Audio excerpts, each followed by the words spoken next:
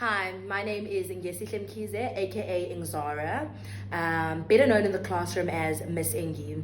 I've started something called Inspiring Teachers. Inspiring Teachers aims to look at the heart of a teacher. It aims to listen to stories about success and stories of failures in the classroom. You get to tune in, so I'm inviting you to come into my living room. I caught up with a very good friend of mine, Miranda Edmond from South Africa. She's a lovely, vibrant woman, full of life, God-fearing. She is a teacher, she's a mother, and most importantly, she's a lifelong learner. It was so good to have her on the show. Can you take a look and listen to how inspiring she is? She is a resilient person. A little bit more about yourself. Hi everyone, I'm Miranda Edmond from South Africa. I'm currently a teacher here in Qatar, teaching here 5. How are you enjoying that experience? Oh Ingi, being here in Qatar, the experience is amazing. It's really different compared to back home, and I feel like here in Qatar I'm learning a lot. Especially with the technology here, with the way things are done, the school setup, the whole environment, the management, everything in school is completely different here in Qatar. Tell me a little bit more about how you actually became a teacher. Oh, Ingi, really? Okay, becoming a teacher was my first choice in life. I was a young mother.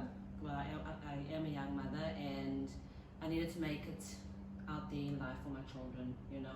I needed to have a career, and I needed to have a job to support my children. And I found myself in the teaching profession. As I continued, it was a difficult road. There was many times where I wanted to give up, throw in the towel. Sure. And I just had to self-motivate. And that's also part of being like a teacher. You also need to show your children that if you could do it, then they could do it as well. Especially like the children back home in South Africa.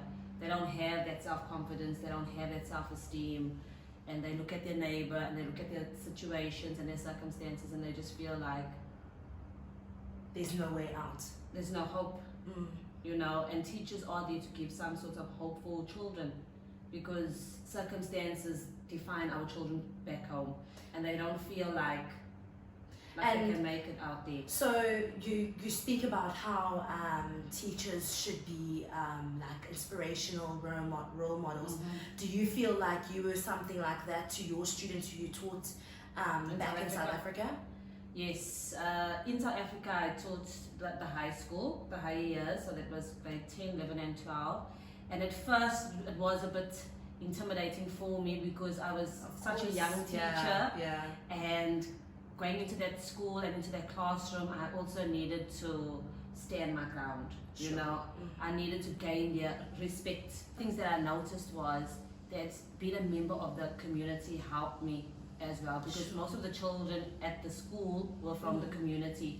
So whatever they spoke about or they heard of or they came to school with, I could relate with the kids, because I lived in the same community as the children. So that was one of the things that also gave me a bond and a connection with the girls and boys, And what do you feel was your inspiration to move out that dark place where you looked at your circumstance, you looked at the things around you, and you saw no way out? What helped you to get out of the self-pity or the looking at life and feeling like this is it for me? So the first thing was my grandmother. Sure. Right, she raised me, and she always tried to push me, and her and I would always be at loggerheads with certain things, because there was things that I just didn't feel like I should be doing as a young girl. I should be free, I should be doing things, but my decisions that I made kept me in that situation. And now as an adult, I understood and I understand like what she was trying to instill in me. More so was because I had children. So she motivated me, Miranda, get up, move forward, you got these children to worry about. Sure. And at the time I wasn't interested, but I also looked at my girls and I thought, no, I need to make a better life for them, I need to make a better home for them, even though I felt like, oh, I can't do it anymore, you know, so my children were my motivation as well.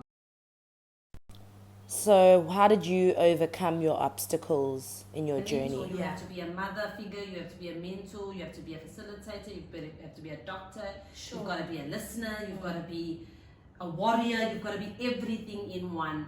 And I wouldn't trade it for anything, Ingi, really, because it's also made me a strong person. Beautiful. You know, it's also made me a person that can go out there and inspire others as well. It's not easy, but life's not easy, you know. You know, I love how you say that we have to help our youth. We need to make sure that we make good decisions. And obviously good decisions impact our life in the end. But that doesn't mean that if we've made a bad choice now, our whole life is doomed and we've got nothing to look forward to. And do you have any of these children coming back and telling you success stories of what they've learned in your own classroom and what they've taken outside into the world at large? Yes. Oh, well, I've been teaching for like 11 years now, and each story is different, and each story has touched my heart. You know, there's children that I've taught that are married. Oh, it's beautiful. Now there's children that have children as well. And as old as they are, they're in their 20s, they still call me Miss. Yeah. You know, they contact me on Facebook and they remind me of certain things that we've said together or did together at school. And there's still that level of respect. Sure. There's still that level of I can confide in you. Yes. And now that they've also made it in life, like one of my students, she's a homeowner, and she messaged me and she's like, Ms. Edmond, I just wanted to let you know I'm a homeowner. Beautiful. The other boy said to me, Ms.Miranda, I just wanted to let you know that I'm now a chef in one of the hotels. And I just look back and I think to myself, okay, firstly, I think to myself, oh my goodness, I'm so old. Time is flying by. Yeah, but most of the time I just feel so proud because these children are coming from the community that I grew up in as well. Yeah. And it's such a proud moment for me that children are becoming something in life. Sure. You know, and they're also coming from hard times and from struggles and from their own personal situations.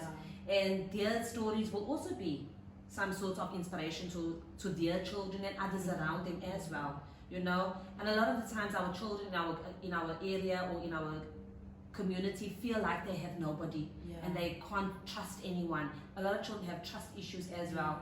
So I just feel like teachers are the ones that are going to mold our children and our future youth. generations. Yes. So, for anybody watching, Miranda, what would you give advice as a teacher? What advice would you give anybody? They don't have to be they don't have to be a teacher, but what advice do you give to people who are watching this right now? Never give up. Never give up. Even when somebody tells you that you can't do it. Even when somebody tells you you're not good enough. Even if someone tells you you'll never make it. Look at yourself, your circumstances, where you can get money from. Oh no, your father's like this or your mother's like that. Don't give up. You really are a resilient teacher, Miranda. That's what I think of when I think of you. Well done for sharing your story, and thank you so much for being an inspiration in your community, for your children, and in the world at large. Wishing you a beautiful future and success.